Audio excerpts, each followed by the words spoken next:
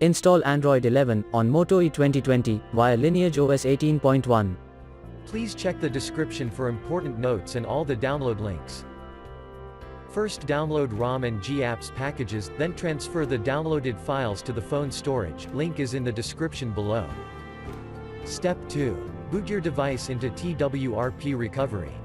Once in TWRP, click on Wipe, Advanced Wipe, and select the check boxes, as shown in the image, excluding internal storage. Step 4. Swipe the button to wipe the device. Step 5. Go back to the recovery main screen, and tap on the Install button. Step 6. Navigate to the storage, and select the ROM ZIP file. Step 7. Finally, swipe the button on the screen, to install ROM file. Step 8. Flash the GApps zip package, in the same manner.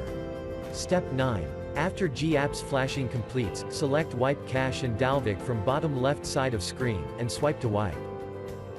Step 10. When the flashing process is complete, hit Reboot System. That's it, you have successfully installed the ROM on your device.